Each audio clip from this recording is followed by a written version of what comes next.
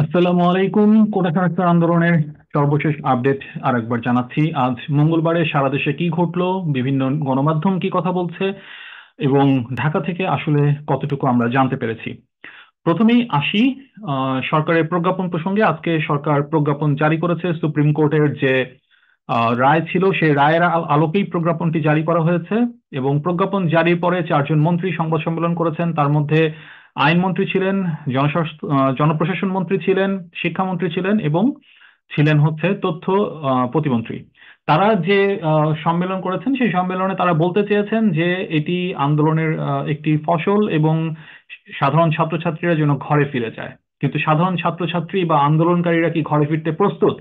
এই প্রশ্নের উত্তর দিয়েছেন কোটা সংস্কার আন্দোলনের চারজন সমন্বয়কারী। তারা এই প্রজ্ঞাপনের পরে তাদের যে অভিব্যক্তি বা তাদের যে মতামত সেটি জানতে চাওয়া হয়েছিল। তারা রিপোর্টার্স ইউনিটিতে একটি সম্মেলন করেছেন, সংবাদ সম্মেলন করেছেন এবং সংবাদ সম্মেলনে তারা বলেছেন যে আমরা এই প্রজ্ঞাপন যে জারি হয়েছে সেটাকেই একমাত্র সমাধান বলে মনে করছি না। তারা এই প্রজ্ঞাপনটাকেই একমাত্র সমাধান বলে প্রত্যাখ্যান করছে। তারা তাদের আগের যে 4 দফা দাবি ছিল সেই 4 দফা দাবিতে তারা অটল আছে। সরকারকে 48 ঘন্টার একটি সময়সীমা তারা বেঁধে দিয়েছিল, যার শেষ দিন আজকে। আগামীকাল তাদের একটি কর্মসূচি ছিল, সেটি হচ্ছে 10টা থেকে 11টা পর্যন্ত মুখে কালো কাপড় বেঁধে তারা কর্মসূচি পালন করবে, অবস্থান কর্মসূচি, যে যার জায়গা থেকে। এই কর্মসূচিটি এখনো বলবৎ আছে কিনা সে সম্পর্কে এখন পর্যন্ত কিছু জানা যায়নি, তবে তারা প্রজ্ঞাপনকে একমাত্র সমাধান হিসেবে বিবেচনা করছে না। তারা বলছে যে আমাদের যে দাবি আছে সেই দাবিটি পূরণ না হলে, না মানা হলে আমরা পরবর্তীতে কর্মসূচি ঘোষণা করব। এই রিপোর্টার্স ইউনিটিতে যে সংবাদ সম্মেলন হয়েছে সেখানে ছিলেন নাহিদ ইসলাম, শারজিস আলম, হাসনাত আব্দুল্লাহ এবং মাহিন সরকার। তো এটি গেল হচ্ছে আন্দোলনের সমন্বয়কারীরা কি বলছে। আর এমনি আন্দোলনের আসলে কি অবস্থা, আন্দোলনের অবস্থা যদি বুঝতে হয় তাহলে আমাদেরকে একটু সরকারের আচরণ পর্যবেক্ষণ করতে হবে। সরকারের আচরণ হচ্ছে যে কারফিউ আরো 2 দিন বাড়ানো হয়েছে। আজকে মঙ্গলবার পর্যন্ত কারফিউ ছিল, কিন্তু কারফিউ আরো 2 দিন বাড়ানো হয়েছে। সেটি বুধবার এবং বৃহস্পতিবার করা হয়েছে। বৃহস্পতিবার পর্যন্ত কারফিউ থাকবে। তবে ঢাকা শহরের বাইরে অন্যান্য অঞ্চলে স্থানীয় প্রশাসন, জনপ্রশাসন এবং জেলা প্রশাসক তারা হচ্ছে ডিসাইড করছেন কখন তারা কারফিউ রাখবেন, কখন তারা কারফিউ উইথড্র করে আহ, জনগণকে কিছুটা সময় দিবেন। এই জিনিসটা তারা ঠিক করছে। তো এটি হচ্ছে কারফিউ। এই সরকারের এই আচরণটা যদি খেয়াল করি তাহলে বলা যায় যে এখনো পর্যন্ত সরকার পরিস্থিতি পুরোপুরি কন্ট্রোলে আনতে পারেনি। এখনো বিচ্ছিন্ন বিক্ষিপ্ত ভাবে বিভিন্ন জায়গায় গণজমায়েত হওয়ার চেষ্টা করা হচ্ছে। সমস্যাটা হচ্ছে আমাদের এখন পরিস্থিতিটা অনেকটা এরকম হয়েছে। সেটা হচ্ছে প্রথমত যদি চিন্তা করি তাহলে আর্মি মাঠে আছে। তো যেহেতু আর্মি মাঠে আছে এবং আর্মি অনেক ক্ষেত্রে আর্মি কিন্তু হচ্ছে আপনার আগে যেটা দেখেছিলাম, কিছুদিন আগেও আমরা যেটা দেখেছিলাম সেটি হচ্ছে যে আর্মির জুনিয়র কমান্ডার অফিসার যারা আছেন তারা সরাসরি জনগণের বিরুদ্ধে তারা কোনো ধরনের কথা বলেননি, কিন্তু এখন আর্মির যারা সিনিয়র কমান্ডার আছেন তারা কিন্তু সরাসরি জনগণের বিরুদ্ধে, জনগণের আশা আকাঙ্ক্ষার বিরুদ্ধে কিন্তু তারা কথা বলছেন। সুতরাং এটি একটি ভয়ের ব্যাপার আছে। তবে জনগণের আন্দোলন, ছাত্রছাত্রীদের আন্দোলন সেটি এখনো স্থিমিত হয়নি। এখনো আন্দোলনের যে পর্যায় সেটি চলছে। সরকারের কাছে দাবি দাওয়া পেশ করা হয়েছে, সেটি না মানা হলে পরবর্তীতে কি হবে সে ব্যাপারে পরের সিদ্ধান্ত তারা পরে জানাবে। এটি ছিল কোটা সংস্কার আন্দোলনের মাঠের খবর। ঢাকা শহরে যোগাযোগ করে আসলে কি জানা গেছে, আমি আজকে ঢাকা শহরের কয়েকজনের সাথে কথা বলেছি। তাদের মধ্যে একজন মিরপুরবাসী, উনি আমাকে যেটুকু জানিয়েছেন সেটি হচ্ছে যে জনগণ একত্র হতে পারছে না, জনগণকে একত্র হতে দেওয়া হচ্ছে না। রাস্তাঘাটে মানুষের চলাচল অনেক কম। একেবারেই মানে নিম্ন আয়ের মানুষরা বা পেটের দায়ে যারা আছেন, যারা দিন আনেন দিন খান, তারাও এই মুহূর্তে রাস্তায় খুব একটা চলাফেরা করছেন না। এটি হচ্ছে আহ, অবস্থা।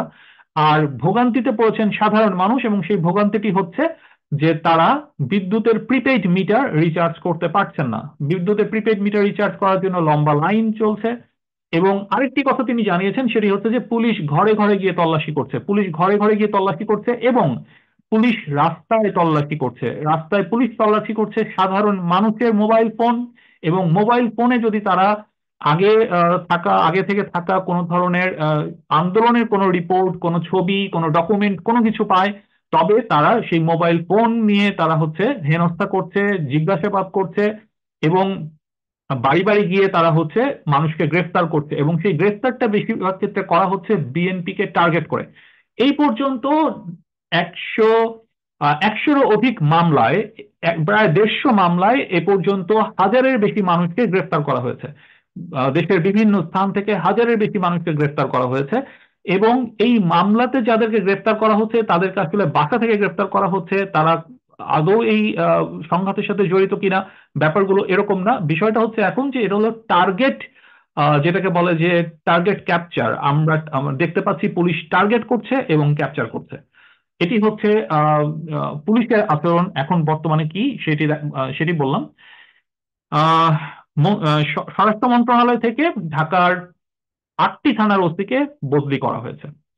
যে 8টি থানার ওসিকে বদলি করা হয়েছে সেই 8টি থানা হচ্ছে ধানমন্ডি, মোহাম্মদপুর, কাফরুল, দক্ষিণখান, খিলক্ষেত, দারুস্সালাম, তুরাগ এবং কামরাঙ্গীরচর। ওসি বদলি কেন করা হয়েছে এটি যদি একটু বলতে চাই তাহলে বলা হয় যে এই সব অঞ্চলেই কিন্তু আসলে আন্দোলনটি সুতীব্র আকার ধারণ করেছিল, এবং এই সুতীব্র আকার ধারণ করেছিল যেসব জায়গায় তাদের সেখানকার ওসিগুলোকেই কিন্তু বদলি করা হয়েছে। এরপরে আসেন আরেকটি প্রসঙ্গ, সেটি হচ্ছে যে মিরর এশিয়ার দুটি রিপোর্ট।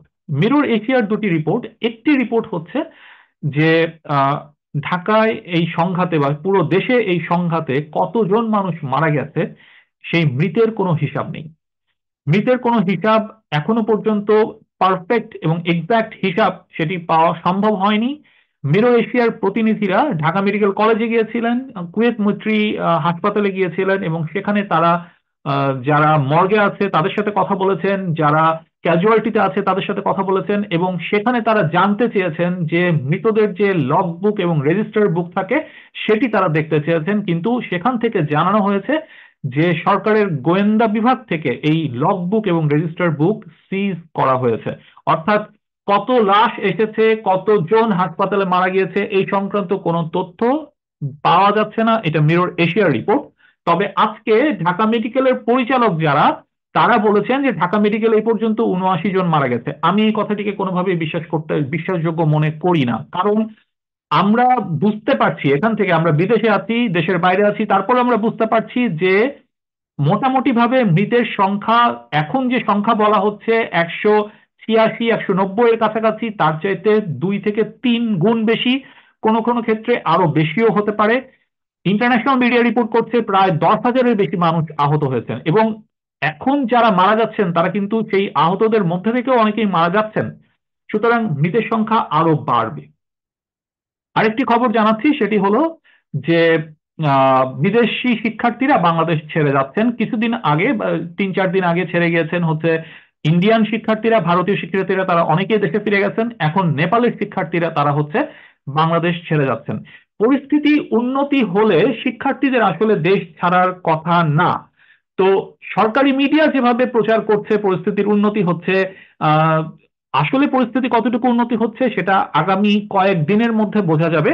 এবং আগামী সপ্তাহটা আমাদের জন্য অত্যন্ত গুরুত্বপূর্ণ, যেই সপ্তাহে আমরা বুঝতে পারবো যে আসলেই এই আন্দোলনের কোনো সুফল আসবে নাকি এই আন্দোলনটি অন্যান্য আন্দোলনের মতোই হচ্ছে আমরা ব্যর্থতার মধ্যে চলে যাব। এই ব্যাপারটি আগামী এক সপ্তাহের মধ্যে আমরা সম্পূর্ণভাবে বুঝতে পারবো। এটি হচ্ছে আরেকটি রিপোর্ট। আরেকটি ঘটনা হচ্ছে সেটি হলো যে ইন্টারনেট সম্পর্কিত।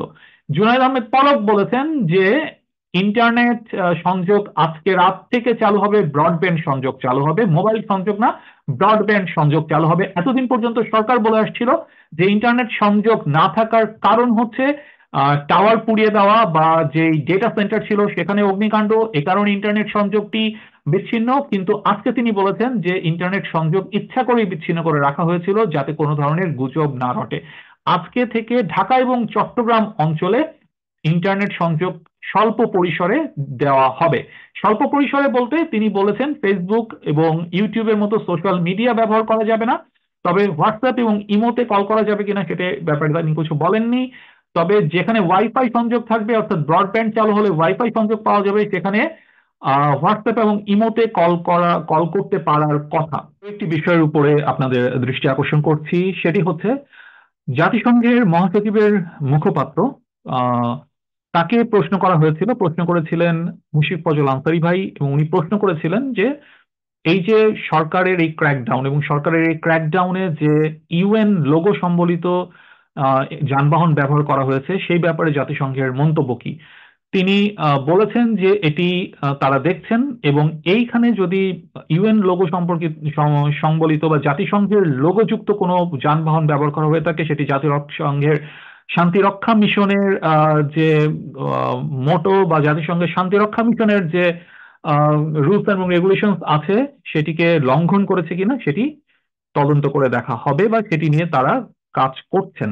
সুতরাং এদিক থেকেও বলা যায় যে আন্তর্জাতিকভাবেও সরকার একটি চাপের মধ্যে আছে। আন্তর্জাতিক মিডিয়া, অনেক মিডিয়াতে হচ্ছে, বিশেষ করে আল জাজিরাতে বিভিন্ন ধরনের ফুটেজ থেকে শুরু করে অনেক কিছু আল জাজিরা সাংবাদিকরা সংরক্ষণ করেছেন।